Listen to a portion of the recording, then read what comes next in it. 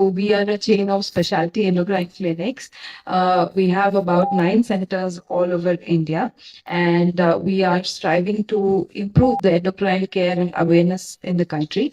So this is not possible without the help of allied specialties like dermatology and obstetrics and gynecology. So we always, we work closely together, and we would like to have your views and your expertise on some of the patients that we treat. So this is the first kind of a meeting where we are, this is a cross speciality meeting where we learn from you about your views and your dilemmas, and we hope you learned something from today as well.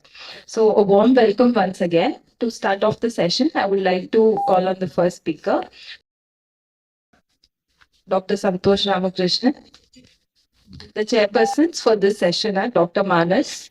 Dr. Manas is consultant dermatologist and medical director at Renu Skin and Hair Clinic, Mysuru. Warm welcome to you, sir. Dr. Madhurya Santosh, request you to come on to the dais, please. Dr. Madhurya Santosh is consultant dermatologist at Alamode Aesthetic Studio, Mysore. Dr. Sharad Kumar, visiting consultant at Palvi Hospital, Mysore, and freelance consultant at various Net hospitals in and around Mysore. Warm welcome to our first speaker, Dr. Santosh Ramakrishnan. He is the founder director of Magna Centers for Obesity, Diabetes, and Endocrinology, and chief endocrinologist in the Hyderabad Filmnagar Center. Over to you, sir. So today I will be touching upon this topic. It's called as thyroid and hair health. So the index case which was given to me is a 24-year-old girl, a lady, who with subclinical hypothyroidism, who complains of excessive hair fall. So with this particular case in the background, I'm going to discuss my topic in this particular fashion. What is the role of thyroid hormone in the hair cycle? Hypothyroidism and hair health. Treatment of hypothyroidism and hair health. Hyperthyroidism and hair health, and hair-related treatments and thyroid functions. So the first question is, are thyroid hormones even related to hair health? So the answer is very obvious, is it not? Dr. Lakshmi Nagendra would not have called me from Hyderabad to speak on this topic if they are not related. So they are related. So we'll just see how they are related. So if you just a brief revision of the physiology, the hair cycle, it undergoes a lifelong cyclic regression and regeneration. And after the completion of morphogenesis, the hair follicles enter into the following phases. So first phase is the catagen phase, which is an organ involution which is driven by a controlled apoptosis. After catagen, the hair undergoes a prolonged resting phase called as telogen. Then there is exogen, where the hair gets expelled. And finally, the hair undergoes anagen. There is a new pigmented hair shaft formation. So it's an active cell growth phase, the anagen. So what is the proof of concept that thyroid hormone is even involved in hair health? So the number one proof of concept is the thyroid hormone receptors. All three subtypes of it have been found in the hair. So we're not talking only about the hair, but surrounding tissues also. It's found in the epidermal fibroblast, it's seen in the fibroblasts, it's seen in the epidermal keratinocytes, it's in the erectopile muscles, the sebaceous glands, the vascular endothelial cells which go to the hair, and all the hair cells that are present in the hair follicle. And the demonstration of thyroid hormone receptor in the hair follicle says that thyroid hormone directly affects the hair rather than other effects like metabolic effects or any other thing. Also, several thyroid hormone responsive genes have been found in the hair. And in vivo, what happens is, in vitro, T3 reportedly prolongs the survival of micro-dissected organ cultured human scalp hair follicles, showing that thyroid hormone is directly affecting the hair rather than from the metabolic angle as well. So what role does the thyroid hormone actually play? So as I said, anagen is the regenerative phase. It is the phase of active hair formation, and thyroid hormone actually prolongs the anagen phase. It helps in the hair matrix development. It helps in the keratinocyte proliferation, pigmentation, and modulation of intracellular keratin expression, and regulation of hair energy and mitochondrial functions. So basically, it's a very important hormone as far as the hair is concerned. It plays roles in the different pathophysiological stages of the hair. Now, going to the category of hair involvement, which is related to thyroid illness. So they can be categorized into three. So number one is, as I said, direct action of the thyroid hormone on the hair or lack of action of thyroid hormone on the hair. Second is indirect action through its action on other endocrine organs and metabolism. And third one is because of associated autoimmune hair conditions and associated thyroid conditions which can go together. So this is one question. This lady's photo we used to keep seeing in our MBBS days. So do you remember this person's name? Elizabeth and Queen Anne. She's the Queen Anne. So she's that Queen Anne where she's having mannerisms actually. So hypothyroidism. So how does hair get affected in hypothyroidism? Hair becomes coarse, dry, brittle. So just imagine the entire body is like dry, brittle in hypothyroidism. Even the hair gets forced dry and brittle. And the entire body is very slow in hypothyroidism. So the hair growth cycle is also very, very slow. There can be a diffuse hair loss. There can be a patchy hair loss.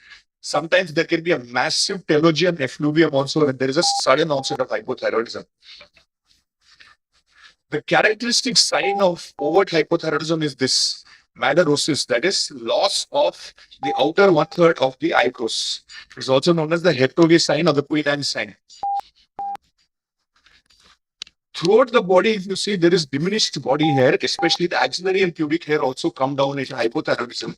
But especially in children with hypothyroidism, you might see the fine lanugo type of hair which is present in the back, in the extremities and in the shoulders.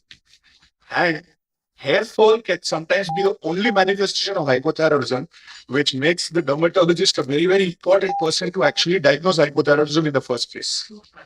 So many people are asking me, especially the press interviews and the papers, they'll come and say, why hypothyroidism has suddenly increased in people? The reason why hypothyroidism is increased is because awareness has increased. So, a condition as simple as hair fall, dermatologists are picking up hypothyroidism. Irregular periods, gynecologists are picking up. Fertility-related problems, the fertility specialists picking up. So everybody is now picking up hypothyroidism, and therefore the apparent prevalence of hypothyroidism has gone up. It was always there. We never thought that subclinical hypothyroidism can actually lead to so many problems. What is the pathophysiology of hair-related problems and hypothyroidism? As I said, in optimal thyroid, anagen phase gets prolonged. In hypothyroidism, all the body organs want to rest. So the hair will go and get stuck in the telogen phase. So a lot of hair will be in the telogen phase. If you do DNA flow cytometry, the entire cell cycle is slowed down. The cell proliferation indices are slowed down. There is also diminished sebum secretion. So sebum is less, means that it contributes to coarse appearance of the hair. And also the hair follicles will start developing flora with lipophilic organisms, and hair follicle might also develop Candida albicans. So this is a prevalent study from Kerala. So they studied consecutive patients of alopecia, and they found out that the commonest cause of alopecia are diffuse alopecia, followed by androgenic alopecia, followed by alopecia areata. Now let us take the three common causes of alopecia and see how hypothyroidism is related to that. With different age, less than 20, 22, 40, and greater than 40, the prevalence of hypothyroidism in all these conditions are increasing. So if you go to diffuse alopecia, less than 20, 20%, 20 to 40, 30%, and above 40, 40% of the people with diffuse alopecia are having hypothyroidism. The same thing applies for androgenic alopecia and for alopecia areata. Almost 50% of the patients with these conditions, especially above the age of 40, are having hypothyroidism. And hypothyroidism with alopecia can come with other conditions of the skin also to a dermatologist. It can come with, for example, ichthyosis, or it can come with seborrheic dermatitis, acne, hirsutism, vitiligo. So hypothyroidism plus alopecia plus these conditions can also be seen as common clinical associations. So in that way, hypothyroidism is known to cause hair fall by a direct mechanism. The another way that hypothyroidism can cause hair fall is by causing hyperandrogenemia. So hyperandrogenemia, as we know with different conditions like PCOS, hyperprolactinemia, Cushing syndrome, we are able to see a lot of unwanted hair growth and hair fall as well. Hypothyroidism is one of the common causes of hyperandrogenemia. And how does thyroid cause hyperandrogenemia? by two mechanisms. So hypothyroidism is a condition where the sex hormone binding globulin is low. So if the sex hormone binding globulin is low, the free testosterone will increase. Free testosterone is available to cause hair fall, unwanted hair growth, hirsutism, all everything in the body. The second way it can cause is by causing polycystic ovaries. So if you remember in the definition of polycystic ovaries, the first line is after ruling out hypothyroidism and hyperprolactinemia, if they have 1, 2, 3 criteria, then only you can label them as PCOS. So hypothyroidism has to be ruled out even before you diagnose PCOS in a lady. So how does hypothyroidism cause a polycystic ovary-like picture? It mainly plays around with FSH. So the clearance of FSH gets reduced. The LH-FSH ratio goes more towards FSH because of the GnRH. The ovulatory surge of LH goes down. And another important thing is TSH and FSH are very similar in structure. Now, when there is so much of TSH in the body, it goes and gets stuck in the FSH receptor also. So that is called a specificity spillover, and therefore hypothyroidism can cause a polycystic ovary-like picture, which leads to obesity, insulin resistance, and of course the topic in discussion, hair fall. Treating hypothyroidism is a very rapidly reversible cause of hyperandrogenemia. We are talking about reversal of the menstrual irregularities, ovulation induction, hair fall also definitely improves if you treat hypothyroidism with rapid correction of hyperandrogenemia. The exact opposite spectrum occurs in boys. So we are talking about hyperandrogenemia in a lady. In peripubertal boys, it produces hypoandrogenism. That means there is hypogonadotropic hypogonadism. Why does that occur? It's because of this particular hormone, gonadotropin inhibitory hormone, which is present in the hypothalamus. It doesn't allow the puberty to start before the correct time. At the time of puberty, optimum levels of thyroid hormones are required for the gonadotropin inhibitory hormone to stop working and the gonadotropin releasing hormone to start working. So if a person is hypothyroid at around that time, the gonadotropin inhibitory hormone will not get suppressed and the puberty will not start leading to hypogonadotropic hypogonadism, and therefore there will be a diffuse lack of hair in a male patient.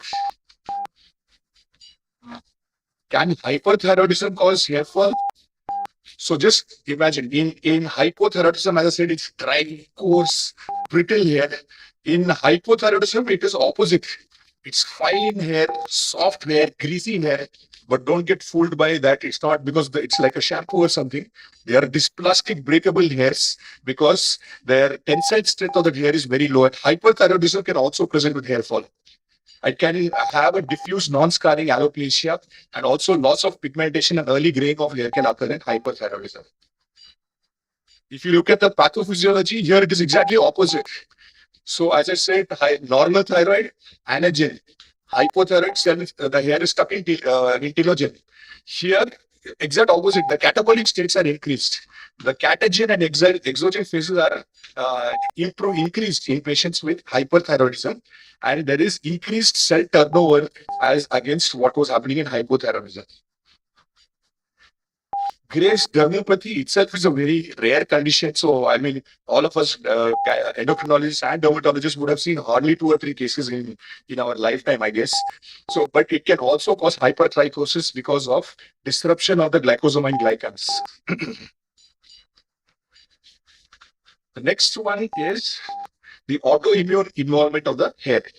So, autoimmune involvement of the hair can also present along with hypothyroidism. So hypothyroidism itself is an autoimmune condition. Alopecia areata seems to be one of the commonest manifestations associated with hypothyroidism, or rather the opposite. The commonest other autoimmune involvement with alopecia areata is in fact hypothyroidism. So we go back to the first case. It's a 24-year-old girl who has come to the OPD with diffuse thinning of the hair and hair fall. The dermatologist has ordered for a TSH. The TSH was 9.5. Then the dermatologist has referred to Dr. Lakshmi Nagendra for treatment. So Dr. Lakshmi Nagendra, as per body weight, has decided to start 50 microgram of LG4. Patient came back after 1 week saying the hair fall is increased. That is why is that happening? So that's because of something called as receptor upregulation, especially in overt hypothyroidism, not so much in subclinical hypothyroidism. So there is all the organs of the body are waiting for the thyroid hormone to come into the blood. So as soon as the thyroid hormone enters the blood, the hair which was resting in telogen phase will suddenly go to the catagen phase and hair will start falling, etc. So it is our duty to explain to the patient that when you treat hypothyroidism, there may be, I speak in the patient's language. The dry, brittle hair which you're having is going to fall off and new hair is going to start growing. So we tell them that way so the patient expects that there may be a little bit of increase in the hair fall to begin with, and then the improvement in healthy hair formation will occur. This is another case. This is a 63-year-old lady who comes with progressive hair fall. And after she develops hair fall, thyroid function was asked for. The free T4 is extremely high in this particular patient. T3 is also extremely high. TSH is almost normal. So medication, she was using a huge dose of biotin. And her vitamin B12 was also excessively high. So you can see that she's high thyrotoxicosis, is it not? But no, if you look at the TSH is actually normal. It's not very low. So here we should think about assay interference with biotin. Biotin is one substance which can interfere with the free T4, T3, D4 assays and give a falsely high report in the assay as well as vitamin B12. But what is the advantage? Biotin is a water-soluble vitamin. So even if you stop the tablet for 1 or 2 days and then repeat the test, you will get the correct picture. Or you could do something called as streptavidin agonist column or non-biotinated assays. And you can see this diagram. It's only there to embarrass me because I only don't know how to read this diagram. But it says that if you use streptavidin, it will help in blocking the excessive signal that is coming from biotin, and we will be able to read the free T3 and free T4 properly. So as soon as the patient ingests biotin and then you go for a T3, T4, TSH, it's likely to be very high immediately, and then the high levels are likely to persist for around 24 hours, after which the levels go down. So in this particular patient, what was done is biotin was stopped. Okay, and then the vitamin B12 and T3, T4, TSH was repeated after 24 hours itself using 2 different platform assays, and both of them were found to be normal. Patient was again given biotin, and again free T4 was checked. It has started increasing. So it was a biotin assay interference only. It was not a true hyperthyroidism. So I have come all the way from Hyderabad, so I'm going to do a very long summary. Please bear with me. If there are hair-related problems, please think of thyroid imbalance. Thank you.